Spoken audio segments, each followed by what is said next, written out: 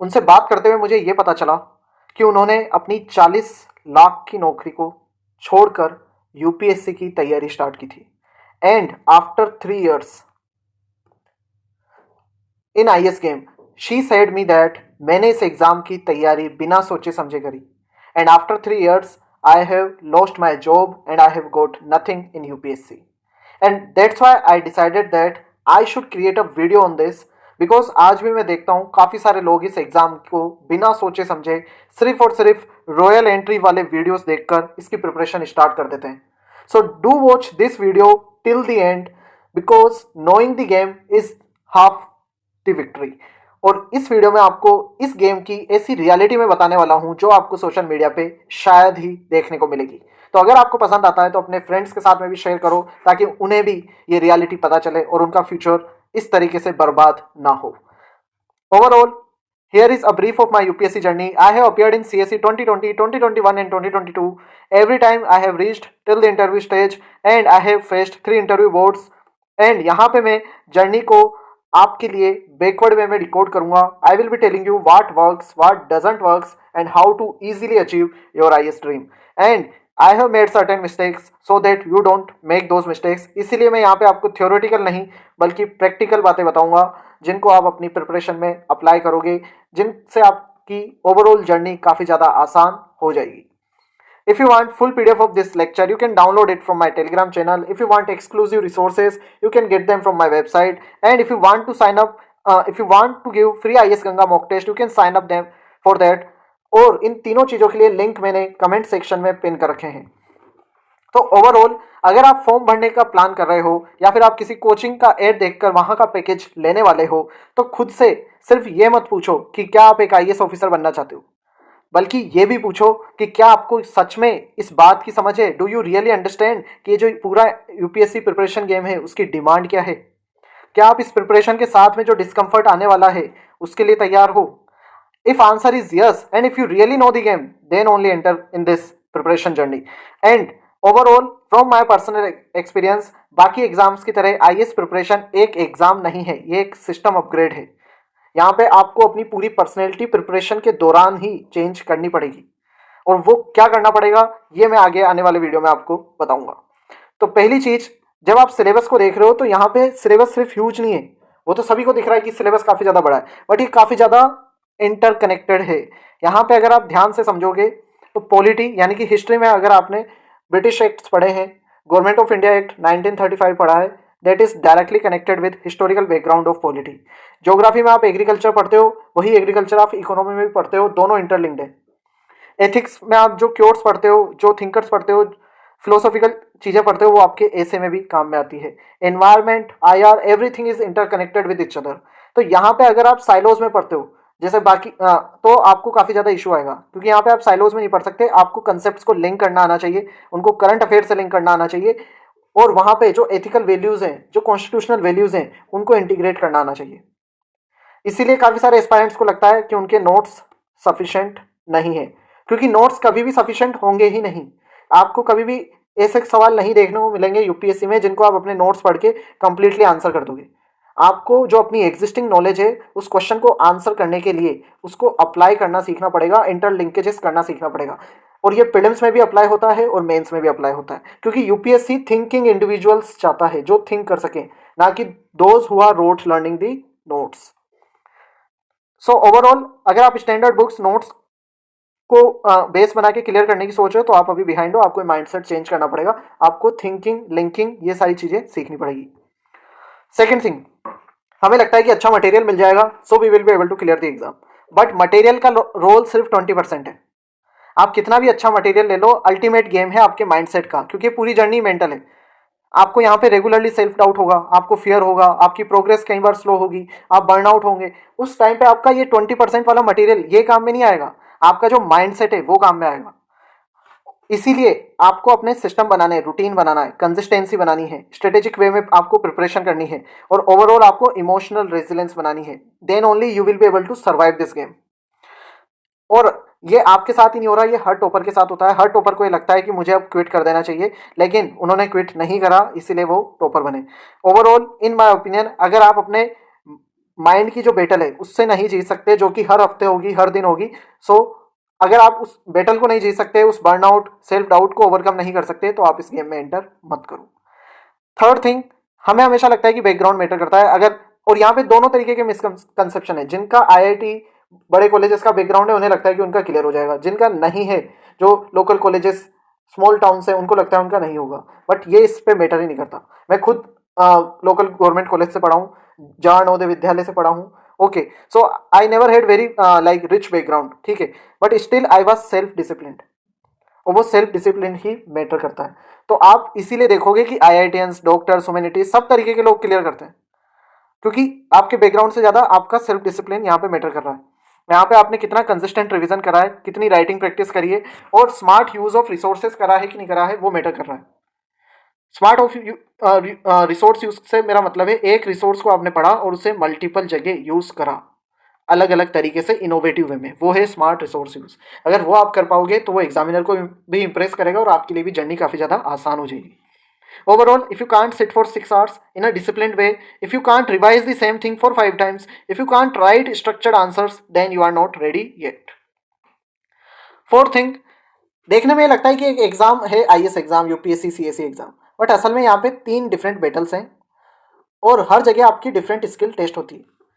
अगर आप प्रीलिम्स में हो तो प्रीलिम्स में आपकी लॉजिक की कैपेसिटी, एलिमिनेशन की कैपेसिटी, एक्यूरेसी और एक्यूरेसी इन्हेंसमेंट की कैपेसिटी, वो टेस्ट होती है। मेंस में आपकी सबसे ज़्यादा जो मैटर करती है वो है स्पीड, देन आपकी depth of argument using example, facts and overall expression. Interview में आपका मैटर करता है clarity of thought, confidence and honesty. और ये एग्जाम ऐसा एग्जाम है जहाँ पे हर एक स्टेज में आपका एक नया वर्जन चाहिए, और क्योंकि pre, mains and then interview, इनके बीच में टाइम गैप काफ़ी कम होता है, तो अगर आप अपनी जो पर्सनैलिटी है, जो थिंकिंग कैपेसिटी है, उसे अगर ट्रांसफॉर्म करने के लिए रेडी हो, अडेप्ट करने के लिए रेडी हो, then only this exam is for you. ये बात जब हम एंटर कर रहे होते हैं कई बार हमें नहीं पता होती, तो ये भी हमें पता होना चाहिए।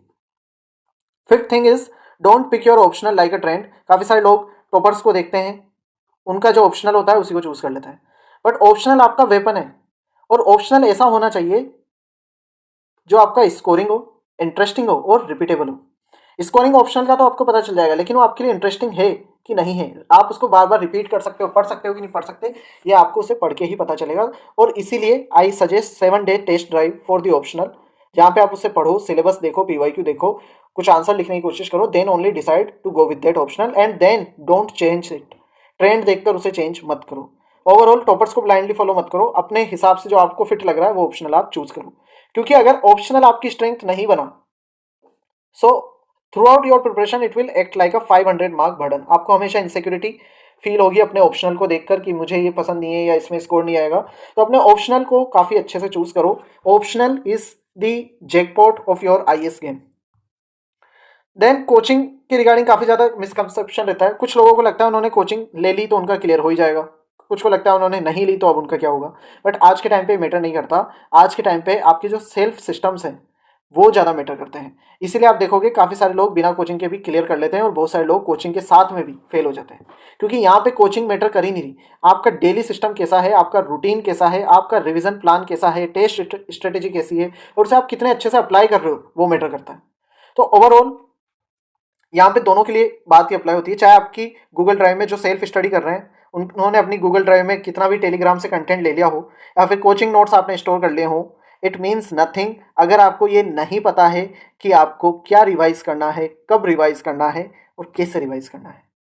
और I know for a beginner it becomes very difficult, that's why I will always suggest, अगर आप इस प्रोसेस में नए हो या फिर आपने अटेम्प्ट दिए and you are not getting your desired result, then take help of the experienced people जो इस गेम में काफ़ी टाइम से हैं। आप अच्छा सा एक मेंटरशिप कोर्स, मेंटर्स की हेल्प ले सकते हो। That would be your best investment in today's time. जहाँ का आपको अच्छा लगे वो आप लो, बट एक प्रॉपर गाइडेंस लो जो आपको ये बताए आपको क्या करना है, कब करना है और कैसे करना है, और वो पर्सनलाइज्ड वे में आपको बताए। ये भी बहुत ज़्यादा इंपॉर्टेंट है, क्योंकि आप सब डिफरेंट हो, आप सबकी स्ट्रेंथ, वीकनेसेस आर डिफरेंट, तो प्लानिंग भी जो होगी ना वो भी डिफरेंट होगी। बट स्टिल आई वांट कि आप लोगों की ज़्यादा से ज़्यादा हेल्प हो, that's why I am providing you insights like this. इसको भी आप अगर अपनी लाइफ में खुद से अप्लाई कर लोगे, it would be very helpful. इसके बाद में सेवंथ थिंग इज, काफ़ी सारे स्टूडेंट मुझसे कहते हैं कि सर मैं 12 घंटे पढ़ने को तैयार हूँ, मैं 14 आवर्स पढ़ने को तैयार हूँ, और उनको पढ़ते वक्त ये भी लग रहा होता है कि उनका क्लियर हो जाएगा। बट यहाँ पे आपको इतना पढ़ने की जरूरत नहीं है, आप 6 घंटे पढ़ो, बट क्लैरिटी के साथ पढ़ो। इसके रिगार्डिंग मैंने पहले भी वीडियो बनाया था कि टॉपर्स 8 आवर्स पढ़ के भी क्लियर कर लेते हैं, काफ़ी सारे वर्किंग प्रोफेशनल क्लियर कर लेते हैं। क्यों? क्योंकि यहाँ पे फोकस मैटर कर रहा है। आप कितने फोकस से पढ़ाई कर रहे हो वो मैटर कर रहा है। आप कितनी बार रिवीजन कर रहे हो। जो 14 आवर्स पढ़ रहा है अगर वो नए नए मटेरियल की तरफ भाग रहा है तो उसका कुछ भी नहीं होने वाला। एंड अगर कोई 6 घंटे पढ़ रहा है बट लिमिटेड कंटेंट को डिसाइड करके उसे मल्टीपल टाइम रिवाइज कर रहा है और उसका स्मार्ट वे में यूज़ कर रहा है, उसको लिंक कर रहा है अलग अलग टॉपिक से, यूनिक वे में आंसर लिख रहा है, then that person would benefit. ये रीडिंग का गेम नहीं है, ये राइटिंग का गेम है, ये इमोशनल गेम नहीं है, ये स्ट्रेटेजिक गेम है। और यहाँ पे अगर कोई मुझसे पूछेगा कि इतने सालों के बाद में व्हाट आई हैव लर्न, तो आई हैव लर्न कि यहाँ पे वो नहीं जीतता जो हार्डेस्ट वर्क करता है, यहाँ पे वो जीतता है जो स्मार्टेस्ट वर्क करता है और साथ ही लॉन्गेस्ट टाइम तक वर्क करता है। दोनों चीज़ें मैटर करेगी। आप कितने स्मार्ट वे में गेम खेल रहे हो, कितने लॉन्ग तक यहाँ पे टिकने को तैयार हो। क्योंकि कई बार आइदर ड्यू टू लक और अदर फैक्टर्स आपका हो सकता है एग्जाम बिगड़ जाए और आपका 1 साल चल जाए। तो आप कितने लंबे टाइम के लिए यहाँ पे टिक सकते हो। अगर आप लंबे टाइम तक के लिए टिक सकते हो, if you have a backup plan, only then come in this journey. Finally in my opinion, अगर आप सेम चीज को, सेम नोट्स को 5 बार पढ़ सकते हो, then this game is for you. अगर आप डिस्ट्रैक्शंस को नो कह सकते हो, then this game for you, then this game is for you. अगर आप मॉक टेस्ट लिख सकते हो, अब देखो मॉक टेस्ट लिखने के पहले आई हैव सजेस्टेड कि आप पीवाईक्यू सोल्व करो, आप टॉपर कॉपीज का एनालिसिस करो और अपनी डेली आंसर राइटिंग प्रैक्टिस करो। आप एमसीक्यू सोल्व कर सकते हो, उसके लिए मैं डेली क्विज भी डालता हूँ ऑन माई चैनल, उसको भी आप चेकआउट करो, वहाँ पे मैं टिप्स भी बताता हूँ हाउ टू सोल्व। ये सब चीज़ें करने के बाद में भी हो सकता है कि आपके आंसर अच्छे ना जाएं, आपका स्कोर अच्छा ना है। तो उस सिचुएशन में आपको डिमोटिवेट नहीं होना है, आपको अपने आप को काम रखना है। अगर आप रख सकते हो, then this game is for you. अगर आपको overall strategic, humble and consistent रहना आता है तो आप इस जर्नी में सर्वाइव कर जाओगे। काफ़ी सारे लोग रोमांटिसाइजेशन कर देते हैं यूपीएससी का, UPSC is love of my life. UPSC love नहीं है भाई, ये एक एग्जाम है। And treat it like a exam, be strategic, be consistent. Overall अगर आप अपने जो प्लान है, जो आपने बनाया है, एक अच्छा सा प्लान बनाओ, उसको स्टिक कर रहे हो, उसको टाइमली फॉलो कर रहे हो, then this game is for you. Blindly toppers को फॉलो मत करो। Final word is, overall this exam is like an exam जो कि आपको ब्रेक करेगा बिफोर बिल्डिंग यू। क्योंकि जब आप ब्रेक होगे, अंदर से टूटोगे, आप स्ट्रेस फेस करोगे, तभी आपका पुराना वर्जन खत्म होगा और एक नया वर्जन निकल कर आएगा। और वही इस जर्नी का ओवरऑल मकसद है, इसीलिए इसको इतना ज़्यादा रैंडम, अनसर्टेन, डिफिकल्ट बनाया गया है। तो अगर आप अपने पुराने वाले वर्जन को छोड़ने को तैयार हो, तभी आप इस गेम में आना। ओवरऑल अगर आप इतना चेंज नहीं ला सकते, अडेप्ट नहीं कर सकते ओवरऑल इस बोरिंग जर्नी को, this game is boring, that's for sure.